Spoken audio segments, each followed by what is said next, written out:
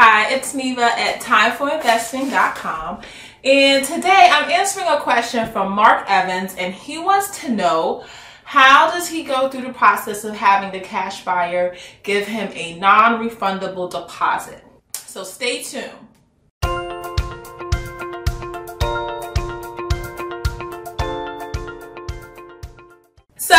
So I'm going to take my time today and really answer this question because people lose thousands of dollars doing this the wrong way. So it's for the wholesaler as well. I'm answering this question, and also for the investor, the cash buyer, why the things that they should look for before they put down a non-refundable deposit. So I'm going to go through 7 steps. So the first one is, as a wholesaler, you need to make sure that you have a binding contract with the property owner. And there are 3 things you need to have a binding contract. You need to have an offer, acceptance, and consideration. And consideration is price. So the contract needs to state the price that you guys agree that you're going to buy the house for. So I have my contract here as an example. So you make sure you have your contract, and the deposit as well shows commitment. So in my contract with the property owner, I also put down a deposit. So my deposit is usually $10. Sometimes I'll go as much as $100. It's not really much because we close really quickly. So there's no need to put a large deposit down.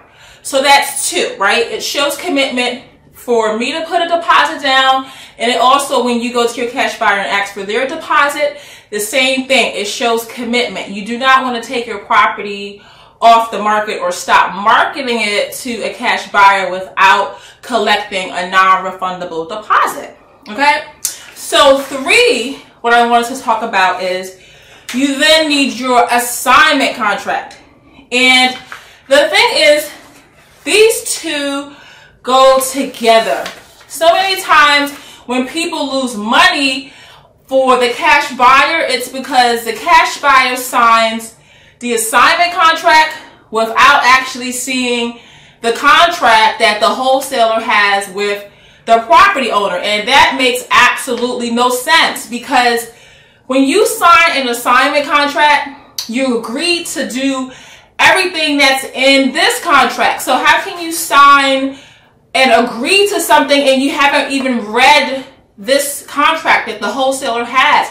So the wholesaler should present both of them as a package to the cash buyer, and the cash buyer has to read both and be comfortable agreeing to the terms in the contract with the property owner. Okay?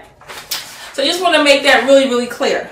So the other thing I wanted to point out is that before I even start marketing for a cash buyer, I put my deposit down with the closing company. So before I even start marketing, I make sure that my commitment deposit is already with the settlement company, because you can actually, during that time, if your property owner comes back and says, hey, you didn't put the deposit down, you can actually lose your contract and have your contract fall apart because you didn't do what you said you were going to do.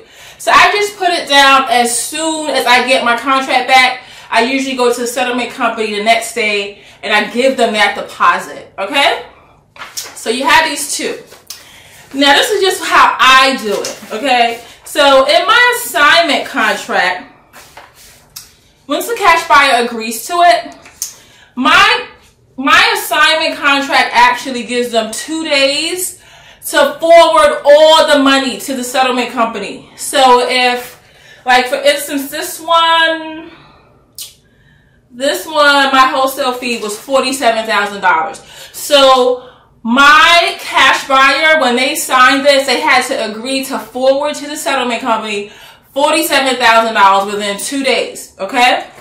And then I have a note. There's another note on my contract that says $5,000 of that wholesale fee is non-refundable.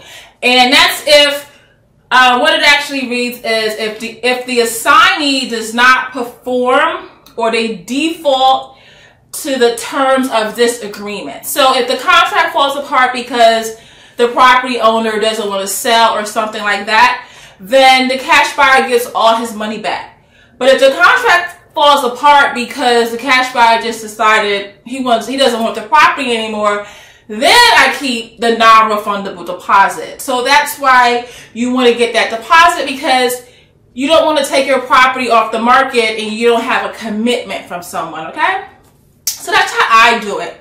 So 5 was I get to give them 2 days to get the funds to the settlement company. And then 6 was the non-refundable deposit of $5,000.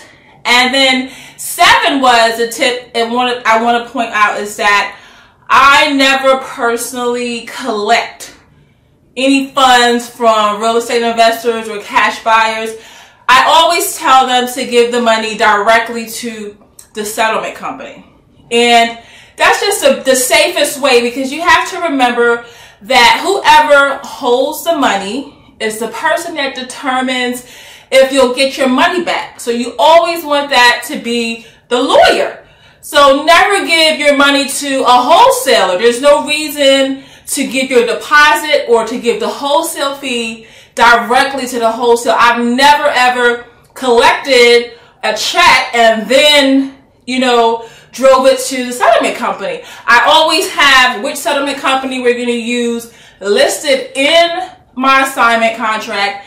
And I usually, when we agree on a price, I give them, they have the address, they have the contact, and I also let the settlement company's contact person know who to expect is going to be the cash buyer that will be forwarding these funds. So that way, there's no way for you to lose your money. Because if you just give your money to a wholesaler, it could be someone you've done 10 deals with.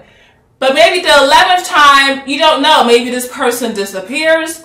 Maybe, you just don't know what might happen. You don't want to be tracking down someone, trying to find them to get your money. It's just like, I just think that's unacceptable. Like the settlement company, we pay them a lot of money. It's lawyers. Like I always say, let the lawyers do their job. So if you follow these steps, it's really, really easy for you to collect a non-refundable deposit, because you're doing everything by the rules. And I think on both sides, the wholesaler and the cash buyer are protected. So that's my tip for this week. So I'll see you next video. Bye-bye.